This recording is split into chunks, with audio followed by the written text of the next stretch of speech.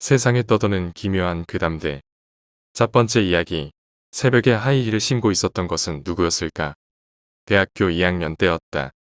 그때 나는 과 학생회였고 신입생 환영회를 하던 날이었다.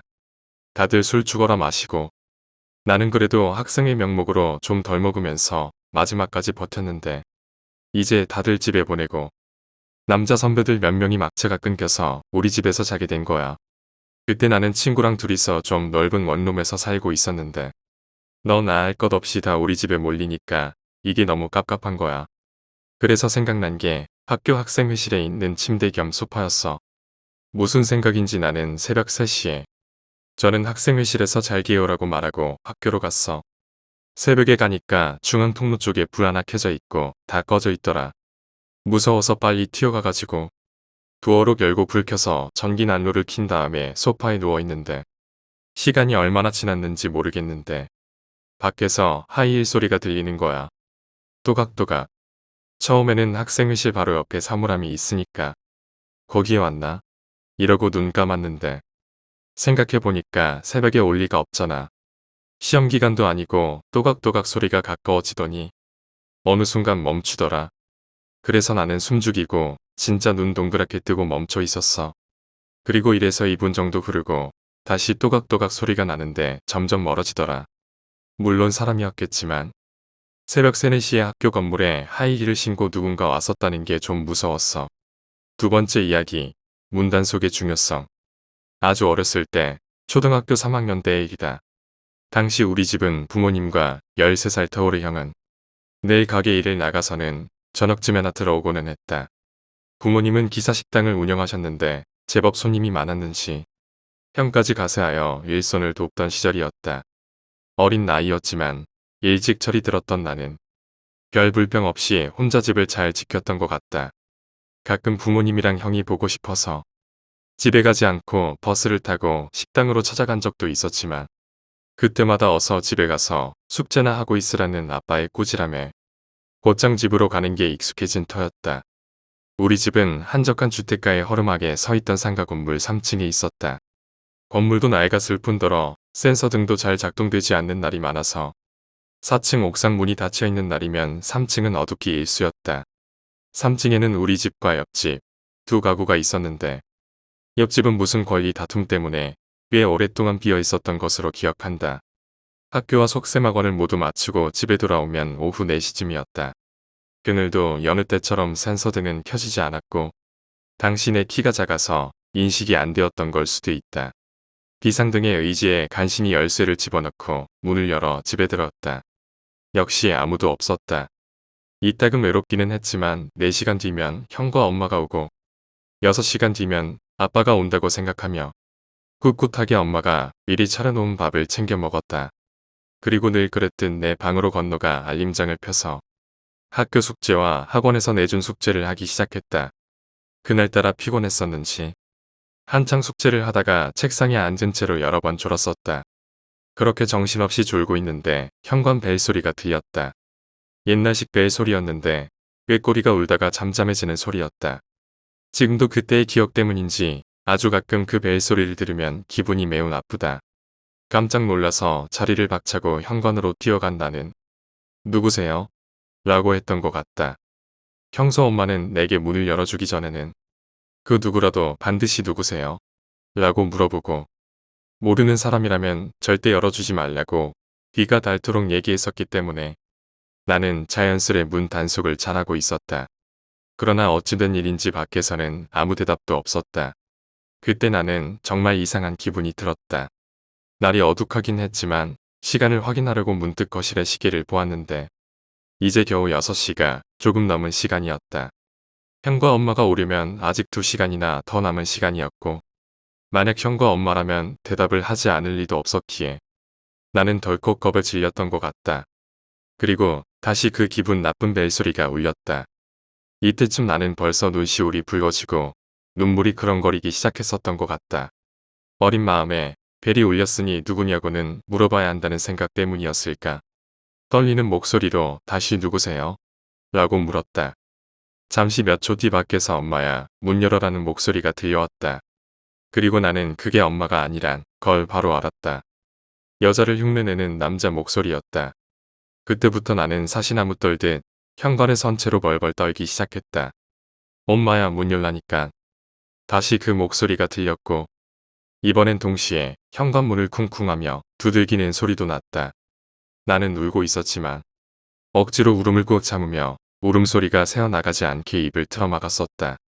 이번엔 방금 전보다 더 세게 현관문을 쿵쿵대며 빨리 문 열어 엄마래도 라고 하는 그 남자가 당장이라도 철로 된 현관문을 부수고 집 안으로 들어올 것만 같았다.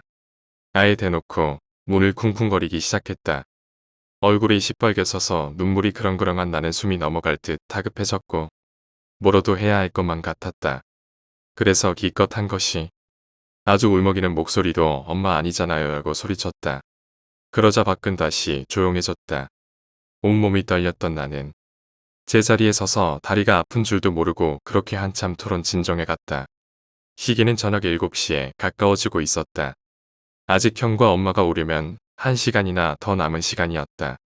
떨림과 울음은 멈췄지만 나는 여전히 긴장해 있었다. 그 남자가 아직 현관 밖에 있을 것만 같았다. 나는 문득 부모님과 형이 있는 식당으로 전화를 해야겠다고 마음먹고 전화기가 있던 거실로 걸음을 뗐다. 그 순간 다시 현관문이 강하게 쿵쾅거리며 어디가? 아빠야 문 열어. 문 열어 어서. 라는 묵직한 남자 목소리가 들렸다. 지금 생각해보면 그 남자는 현관에 귀를 대고 그때까지 내 소리를 쭉 듣고 있었던 모양이었다. 나는 몹시 놀라 내 방으로 쏜살같이 달려가 방문을 잠그고 거의 발작하다시피 하며 울기 시작했다. 그리고 어찌나 놀라고 울었었는지 기절을 했었나 보다. 눈을 떴을 때 엄마는 조금 울고 있었고 형과 아빠는 몹시 걱정스러운 표정으로 나를 다독였다. 새벽 1시가 넘은 시간이었는데 나와 우리 가족은 어느 병원 침실에 있었다. 먼저 퇴근한 엄마와 형은 아무리 문을 두들기고 전화를 해도 기척이 없자 열쇠 아저씨를 불러서 문을 열고 집을 들어섰고 잠긴 내 방문을 거의 부수다시피 해서 연 후 방에 쓰러져 있던 나를 발견했다고 한다. 몹시 놀란 엄마와 형은 나를 둘러엎고 바로 병원에 왔던 것이었다. 약 기운에 취해서였을까? 기억은 잘 나지 않지만 나는 겪었던 일을 담담하게 말했다고 한다. 그런 일을 겪은 후 이사 갈 때까지 2개월 동안 형이 식당에서 잠깐 나와서 늘 학원으로 제때에 날 데리러 왔었고 나 역시 식당에서 가족과 함께 있었다. 아빠와 엄마와 형은 괜히 그 일을 상기해서 내기 좋을 것이 하나도 없다는 것을 의식했던 건지 그 일에 대해서만큼은 내 앞에서 함구했다. 그리고 끝내 그 남자는 잡히지 않았었다. 경찰은 부모님께 현관 CCTV를 설치할 것을 권유했었는데 정황상 우리 집 사정을 잘 알던 남자였던 것으로 비추어 보아 부모님은 아예 이사를 가는 것이 좋을 것 같다고 판단하셨던 것 같다. 그리고 중학교 무렵 그 예전 일을 엄마와 나누다가 들은 새로운 사실이 있었는데 그날 그 남자가 그랬었는지 3층 센서 등이 모조리 분해되어 있었고 내 방문 앞과 안방에 남자의 것으로 추정되는 신발 자국이 군데군데 찍혀 있었다고 한다. 세 번째 이야기, 가위에 눌렸다. 지금은 군대 전역하고 없어졌는데 18살부터 21살까지 가위를 심하게 눌렸었어. 18살 때부터 공부를 열심히 해서 그런 건가. 가위를 심하게 눌리다가 어두운 주변에 흰색 길을 걷는 꿈을 한 달 정도 매일 꾸니까 사람이 미쳐버리겠어서 한 3달 정도를 거실 소파에서 잠을 잤었어. 이상하게 내 방에서만 안 자면 가위란 꿈을 안 꿨었어. 그러다가 이제 낮에는 괜찮다 싶어서 방에서 낮잠을 자는데 어느 순간 정신을 차려보니 찹찹찹하고 피 붙이는 소리가 났어. 처음에는 누나가 옆에서 화장을 하고 있는 줄 알았는데 생각해보니 주말 낮이라 다들 외출하고 아무도 없었거든. 좆됐다 생각이 들었어. 갑자기 종아리 쪽에 누가 손으로 잡아당기는 느낌이 드는데 가위라서 움직일 수도 없어서 다리가 뽑힐 것 같아서 속으로 막 비명을 질렀어.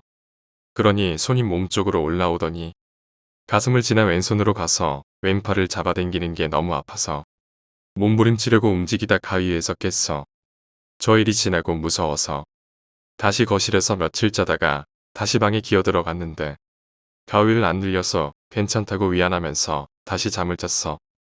1년쯤 지나고 가위를 눌려도 아무것도 안 보이고 그때처럼 만지는 느낌도 없어서 정말 방심하고 자고 있었어.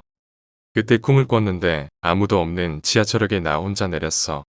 근데 걸어가다가 너무 어지러워서 막 쓰러지려는데 어떤 여자가 부축해주면서 괜찮냐고 묻길래 고맙다고 저기 의자까지만 부축해달라고 했어. 여자가 의자에 앉히는 순간 시야가 돌면서 눈을 떴어. 주변을 봤는데 분명 방 침대에 누워 있었는데 내가 거실에 엎어져 있는 상태로 있는 거였어. 그 상태로 가위 눌려서 눈알만 움직이고 있는데 뒤에 누가 서 있는 거였어. 주변이 추워지고 그 사람한테 근처 온도가 다 빨려 들어가는 것 같았어. 너무 무서워서 눈 감고 있다. 그대로 잠든 건지 기절한 건지 모르겠는데 그 다음 날 아침이 됐어. 저 일이 일주일쯤 지났나?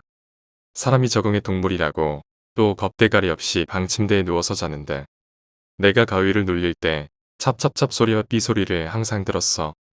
그늘도 소리가 들리길래 좆됐다 거실에서 잘 걸 그 생각을 하면서 눈을 떴는데 웬 여자가 천장에서 날 보고 있는 거야. 정말 사람이 놀라면 왜 아무 생각이 안 나는지를 깨닫고 30초 정도 아이 컨택트 하다가 몸부림치면서 가위에서 깼어. 그리고 몇 번 더 가위를 눌릴 때 같은 여자가 보이니 내가 부모님한테 좀 도와달라고 했어. 부모님이 이 소리를 들으시고 절에 가서 부적도 가져오시고 복숭아 나무 가지의 방에 큰 호랑이 그림까지 걸었어. 그리고 정말 거짓말같이 가위를 안 눌렸어. 이렇게 끝나는 듯 싶었는데 시간이 지나고 대학교에 입학하고 강의를 듣는데 졸음이 와서 졸다가 정신을 차렸는데 강의실에 나만 있는 거야. 그리고 강의실 책상 밑을 보니 여자 손이랑 머리카락이 있고 내 눈에 눈물이 떨어지면서 괴성을 질렀어. 그러다가 벌떡 일어났는데 강의 중이고 내가 갑자기 일어나서 욕 좀 먹고 끝냈어. 이후 거위도 안 눌리고 진짜로 귀신도 다시는 못 봤어. 내 생각엔 귀신이 가기 전에 한없이 울고 간 듯 싶어. 네 번째 이야기. 외가 친척의 실화. 아르바이트 끝나고 집에 오는 길에 엄마랑 이것저것 이야기하다. 이야기가 이쪽으로 어느샌가 넘어와서 듣게 된 내용들입니다. 일단 이 이야기의 주인공은 저희 엄마한테 오빠가 계시는데 즉 저한테는 삼촌이죠. 그 삼촌 중 둘째 삼촌에 관한 이야기와 그에 따른 외할머니에 관한 이야기입니다. 현재 삼촌은 대학병원에서 물리치료 쪽으로 어느 정도 성공하셔서 과장급인 걸로 알고 있습니다. 그리고 대학병원에서 일하시기 전에는 기치료라는 걸 했다고 엄마한테 들었습니다. 저 어릴 때 중학교 시절에 엄마가 이유 없이 아프시면 삼촌이 한 번씩 와서 기치료라는 걸 해주셨습니다. 저한테 형이 있는데 형과는 연년생 차이로 그때는 둘 다 어렸을 때인데 삼촌이 엄마기 치료하는 걸 애들 놀랄까봐 못 보여주게 했다고만 들었습니다. 아무튼 이유 없이 아프던 게 기치료를 통해서 나아서 그때는 약간 신기하다는 생각만 들었습니다. 일단 엄마의 엄마 즉 외할머니가 기가 엄청 약하시다고 합니다. 최근까지 광주에서 사시다가 지금은 같은 지역에서 살아서 종종 할머니 집에 가곤 하는데 갈 때마다 이상한 생각이 한 번씩 들더군요. 그 이상한 생각이란 게 창문과 커튼이 항상 닫혀 있고 낮밤 안 가리고 항상 전등을 켜놓으신다는 겁니다. 30분 전까지는 이 일에 대해서는 의문점이라고는 없었는데 오늘 엄마가 말해주신 걸로는 할머니가 귀신을 자주 본다고 합니다. 할머니가 화장실이 밖에 있어서 화장실을 가려다가 화장실 문 앞에 앉아있는 여자와 아기를 봐서 화장실을 못 다녀서 집을 여러 번 이사했다고 했습니다. 알고 보니 그 여자는 예전에 할머니가 어디선가 화장실을 갔을 때 만난 귀신이었습니다. 할머니가 화장실에서 상당히 긴 시간 동안 나오질 않자 같이 가셨던 일행분이 화장실을 들어가니 화장실에 엎드려서 떨어지지 않았다는 겁니다. 이후에 할머니의 이야기를 들어보니 할머니 눈에만 보이는 무엇인가가 할머니를 밀어 넘어뜨려서 일어날 수도 없고 누워서 벌벌 떨고 있었다고 합니다. 그리고 또 한 가지는 할머니가 평소에 창문을 모두 닫고 사시는데 언젠가 한번 창문을 열어야 한다고 하셨다는 겁니다. 그래서 옆에 있던 할아버지가 이유를 물으시니 지금 안에서 나가려고 하는데 왜 창문을 닫고 있냐 그런 식으로 말씀하셨던 격입니다. 제가 지금부터 해드릴 이야기는 기 치료하신다는 삼촌하고 할머니가 하셨다는 퇴마의식에 관한 내용입니다. 평소에 엄마가 유튜브로 엑소시스트 즐겨보시는데 엄마한테 믿냐는 식으로 물어보니까 엄마가 반은 믿고 반은 안 믿는다고 하셔서 의아해했던 기억이 있습니다. 평소에 할머니가 귀신이 들렸다고 하죠. 기미에 자주 당하신다고 합니다. 그 치료 과정 중 있었던 해프닝을 몇 가지 말씀해 드리려고 합니다. 일단 엄마 말로는 할머니가 그런 징조가 있으면 술을 평소에 일절 안 드심에도 불구하고 술 마신 사람처럼 변한다고 합니다. 근데 그걸 본인은 못 느끼시나 봐요. 하루는 엄마랑 전화 통화를 하는데 할머니가 술 마신 사람처럼 행동해서 엄마가 이상해서 술 드셨냐고 물어보니 그냥 우셨다고 합니다. 그리고 엑소시즘을 하는데 일단 그 과정에서 할머니가 절대 삼촌의 눈을 못 마주친다고 합니다. 옆에 가서 앉으면 벌벌 떠시고 그리고 한 번은 엄마랑 삼촌이랑 외할머니랑 세 분이 있어 한 방에 앉아 있는데 엄마가 잠시 나가신다고 하니 할머니가 엄마 바지가랑이 붙잡으시면서 나가지 말라고 그런 말을 하셨다네요. 제가 글 쓰는 법도 잘 모르고 재밌게 쓸 줄도 몰라서 이야기가 별로 안 무섭네요. 저도 어느 정도 겁이 없다고 자부심 부릴 수 있을 정도 같은데 엄마한테 이야기 들으면서 소름이 몇 번이고 돋았어요. 그래서 다음에는 할머니 집에 가서 같이 듣자고 하시네요. 네 번째 이야기. 죽지 마라. 초등학교 3학년 때 나는 경기도 시흥시에 위치한 초등학교에 다녔다. 초등학교의 인원수는 40명 남짓. 담임 선생님은 유독 히스테릭한 분이었다. 아직 결혼을 못한 이유에서였는지, 업무상 겪는 스트레스였는지, 같은 반 아이들 모두에게 신경질적인 언행을 일삼았고, 체벌은 항상 청소와 훈육을 가장한 체벌이었다. 체벌 도구는 쇠로 된 30cm자였다. 나를 세워 좁은 면적으로 내리친 자는 삶은 닭발 같은 초등학생 손등에 떨어졌다. 놀랍게도 이 체벌은 멍드는 일 없이 트라우마만 10년 넘게 남긴다. 나는 떨어지는 모든 날카로운 쇠붙이에 그 모든 감각을 느끼며 두려워한다. 떨어질 때 감각은 차가움, 고통, 뜨거움, 욕설이었다. 선생은 내게 인격적으로 모자란 부분을 집요하게 파고들었고 부모님에게 내 잘못을 알렸을 때 얼마나 부끄러울지를 아이들에게 말하며 어린 아이에게 자신이 아는 사회적 수치와 고통을 가르쳤다. 그렇기에 나는 자살을 결심했었다. 초등학교 3학년 여름방학이 끝날 무렵 숙제는 하지 않았다. 친했던 반아이가 얘기했던 교직원 평가에 반평가가 들어간다는 이유에서 온 반항심이었다. 그러나 그 결정은 나에게 죽을 듯한 스트레스와 두려움, 부모님에게 알려졌을 때 겪을 공포로 다가왔다. 당시 아버지는 엄격하신 분이었고 어머니는 잔소리가 심한 분이었다. 지금에야 그때 그랬던 이유를 알지만 부모님은 내가 지사를 결심했었다는 걸 모르신다. 나는 동그란 클립으로 연결된 영단어 장에 죄송해요 엄마 아빠라고 글을 쓰고 아파트 옥상으로 올라가려 했다. 동물이 그려진 영단어 장에는 캥거루가 있었다. 결국 영어로 해도 캥거루인데 왜 외웠었는지 지금도 이해가 안 간다. 그래서 거기에 적었었나 보다. 캥거루는 현관문 앞에 잘 보이게 놓았다. 이제 초라한 나 자신이 남았다. 옥상은 바람이 많이 불었다. 8월 초 태풍이 불 때였던 걸로 기억한다. 무슨 태풍이었는지는 기억 안 나지만 초등학교 3학년생에게 바람은 유난히 등을 떠미는 기분이었다. 옥상 문을 열고 난간의 선이 5층밖에 안 됐던 아파트도 높아 보였다. 바닥으로 떨어져 피떡이 될 내가 예상이 됐고 장난감만 밟아도 아팠던 기억이 온몸에 퍼질 거라 여기니 무서워졌다. 지금 생각해보면 별거 아닌 이유. 맞벌이 부모님이 나를 봐줬으면 하는 심리도 조금은 섞여 있었던 것 같다. 하지만 그래도 나는 죽으려 했었다. 말을 해도 들어줄 것 같지 않은 부모님과 우등생인 누나.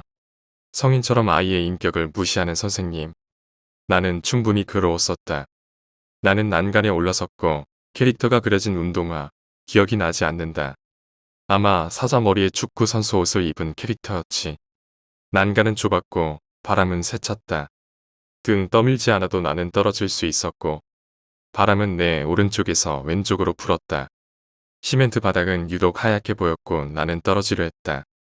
분명 떨어지려 했지만 발과 다리는 내 의지와 다르게 못 박힌 듯이 굳어 움직이지 않았다. 바람에 흔들리는 나뭇가지처럼 흔들리지 않았던 이유는 미련이나 부모님을 사랑하기 때문이 아니었지만 누가 굳건히 잡은 듯이 꼼짝 않고 굳었었다. 그리고 바람이 불었다.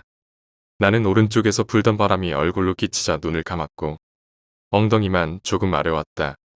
나는 성인이 되고 나서야 죽을 운명이 아니었나 싶다. 평생 사회생활이 고통이라 느끼는 사람치고는 겉으로 티내지 않으며 잘 살고 있기에 그렇게 느낄 것이다. 어찌됐든 바람이 내 뒤에서 불지 않았던 건 행운이었다. 나는 곧바로 엉덩이가 이렇게 아픈데 떨어지면 얼마나 아플까 하는 초등학생다운 생각을 하며 집으로 돌아왔다. 캥거루라고 적힌 영단어장은 변기로 빨려 들어갔고 나는 이렇게 살았다. 그래서 나는 지금도 생각한다. 행운과 죽음은 단지 우연에 지나지 않는다는 것. 우연의 삶을 맡기기엔 내 인생이 너무나 초라해 보일 수 있기에 나는 자살을 생각할 때 오히려 웃어넘기곤 한다. 혹시 자살할 생각이 있다면 하지 마라. 죽을 것 같아도 당시에 겪을 죽을 것 같은 기분일 수도 있으므로. 5번째 이야기. 이상한 이웃. 타지의 직장을 잡은 이래로 벌써 3개월이 넘게 다가구 주택에서 홀로 월세살이를 하고 있어. 그런데 있잖아. 나는 단 한 번도 이웃 사람과 마주친 적이 없어. 보통은 집 앞 슈퍼에 가거나 출퇴근하다가도 한 번씩은 마주치기 마련인데 주말에 집에서 쉴 때면 간혹 현관 밖으로부터 들리는 복도 소리가 전부랄까. 뭐 이쯤 되면 내 주위에 어떤 이웃이 사는지 그게 나와 무슨 상관이냐고 묻겠지만은 내 경우는 좀 달랐어. 바로 옆집 203호에 살고 있을 것이라고 추정되는 그 이웃 때문에 말이야. 워낙 건물이 낡았고 현관의 방음이 안 좋은 터라 의도치 않게 현관문이 열고 닫히는 소리가 노골적으로 들리고 그런 환경에서는 그냥 스쳐들어도 구두를 신었는지 운동화를 신었는지 복도에 울리는 발소리로 단번에 알게 되잖아. 그런데 간혹 늦은 밤 복도에 울려 퍼지는 삐걱거리는 소리가 들리기 시작하면 항상 이내 203호 현관문이 열리고 닫혀서 마치 쇳덩이로 된 접합부끼리 녹슬어서 서로 삐걱대는 그 소리가 매번 나를 소름 끼치게 만들었고 그와 동시에 이웃집 여자에 대한 호기심 또한 일기 시작했어. 한 번도 본 적 없는 그 이웃이 남자인지 여자인지 어떻게 아냐고. 하루는 새벽에 문득 잠에서 깨서 물을 마시고 있는데 하필 그때 삐걱 소리가 1층에서부터 들리는 거야. 나는 호기심에 재빨리 담배를 불고 뒤집힌 슬리퍼를 신으려고 발을 막 이리저리 굴리다가 현관문이랑 크게 부딪히게 됐는데 그와 동시에 삐걱삐걱 거리며 다급하게 뛰어 올라오는 그 발소리. 내가 현관문을 열기 시작했을 때는 이미 옆집 현관문이 쾅 하며 닫혀버렸고 낡은 센서등이 위태롭게 껌뻑거리는 복도는 일순간에 정적. 이내 뭔가 이질감을 느낀 나는 203호 현관문으로 고개를 돌렸고 시선은 점점 문고리로 향하게 되더라. 문고리가 천천히 아주 천천히 원위치로 돌아가고 있었고 믿기지 않겠지만은 굳게 닫혀있는 203호 현관문 틈 사이로 딱 봐도 머리칼이 무릎까지 올 것 같은 엄청나게 길고 무성한 머리카락이 한가득 끼어 있었어.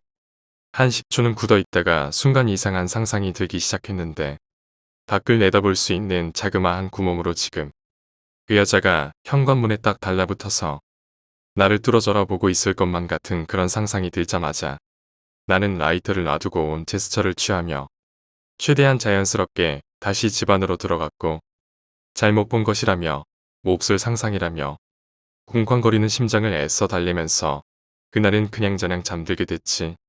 그 일이 있은 다음 날부터 출퇴근 시 이상한 습관이 생겼는데 본질적으로 203호 문틈을 확인하는 거야. 당연히 그때 보았던 그 머리칼은 다신 보지 못했지만 왠지 모르게 지나갈 때마다 안 좋은 기분이 들었어. 또 하루는 저녁에 퇴근해서 우리 집 복도에 진입하자마자 2층에서 초인종 소리가 들렸고 잠시 후 203호에서 그냥 문 앞에 두고 가세요 하는 목소리가 들렸어.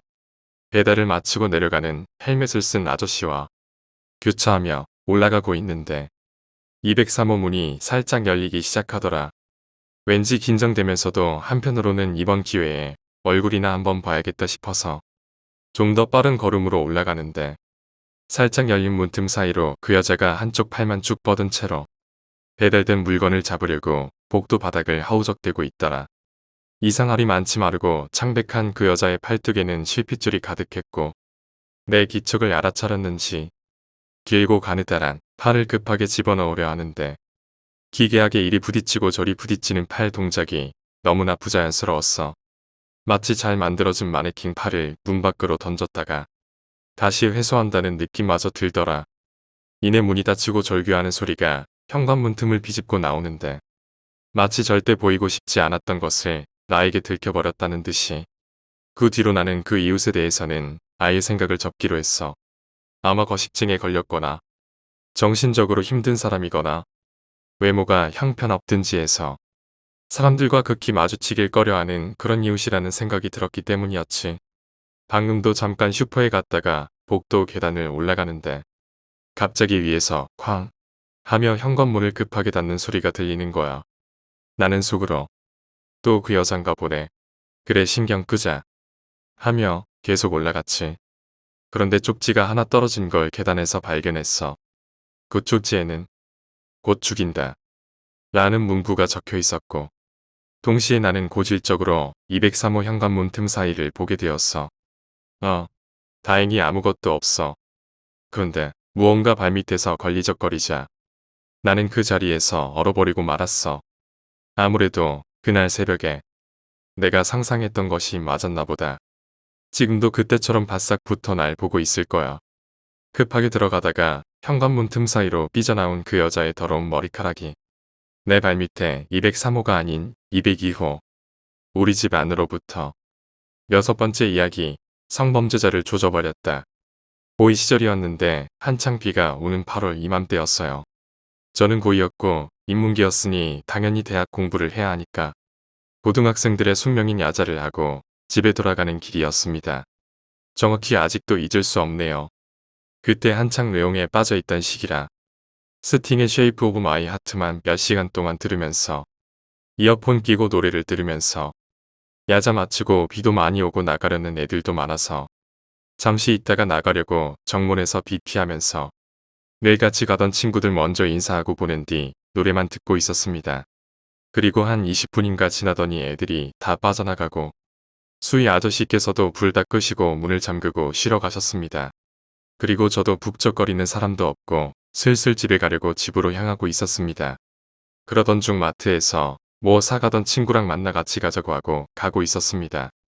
학교는 아파트 주변과 번화가에 있어서 상당히 밝고 사람도 많았지만 조금만 깊숙이 가면 재개발 구역이 있는데 거긴 폐가도 정말 많았고 무너진 건물도 많았어요. 비가 와도 오니 작업하는 사람들은 한동안 없었고요. 그렇다고 아무것도 없는 깜깜한 건 아니고요. 가로등 몇 개가 길을 밝혀주고 있습니다. 친구랑 이야기를 하면서 가던 도중 폐가 쪽을 지나가고 있었는데 구당탕하는 소리가 들리는 겁니다. 그래서 길고양이겠거니 하고 친구랑 지나가려는데 딱딱거리는 소리가 들리는 겁니다. 그래서 친구랑 저랑 폐가를 5초 정도 쳐다보다가 서로 얼굴 보면서 야, 이건 엠창 뭐가 있는 거다 하니까 친구가 뭐가 있겠지 병신아. 쫄려? 탐방고? 하길래 저도야 남자 2명이 있는데 뭐가 쫄려 병신아. 플래시 킬 준비해. 하고 폐가 쪽으로 다가갔습니다. 그리고 폐가 쪽 대문을 열었는데 진짜 거짓말 안 치고 흰색 비옷 입고 있는 사람이 뒤를 딱 돌아보는 겁니다. 저희는 아무 말도 못하고 어버버하고 있는데 갑자기 그 비옷 입은 사람이 저희를 팍 뚫고 도망을 치는 겁니다.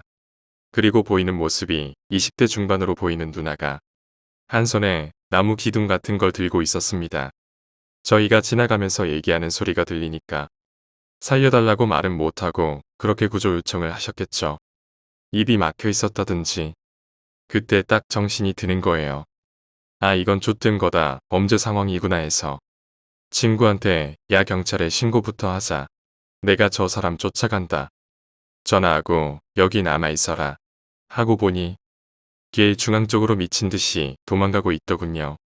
막 쫓아가니까 지쳤는지 멈춰 서더라고요. 그러고 저를 보면서 시발시발 거리면서 주머니 포켓 나이프 꺼내면서 계속 욕하는 거예요. 그러던 중 친구가 와서 누나는 괜찮다. 가로등 밑에 우산 주고 달려왔다고 괜찮냐고 하길래 아무 일 없다고 경찰에 신고는 했냐고 하고 우리가 이 사람 못 잡으면 용의자 되는 거 아니냐고 존나 무섭다 하고 우리 동네에 이런 쓰레기 새끼가 있다는 거에 되게 화도 났어요. 저하고 친구보다 덩치도 키도 작은 아저씨가 칼 하나 들고 있다는 게 그리 위압감은 들지 않았어요. 외고이 건장한 남자 2명이랑 왜소해 보이는 아저씨 1명이 칼 들고 있다고 벌벌 떨립니까? 친구끼리 모이면 겁대가리 없어지는 게 고의인데. 그래서 친구랑 둘이서 바로 칼부터 잡아 하면서 들고 있던 가방 던지고 몸 날려서 넘어뜨리고 팔다리 붙잡고 비 오는데 막 대굴대굴 굴렀어요. 잡고 있는데 벌벌 몸이 떨리는 게 느껴지더라고요.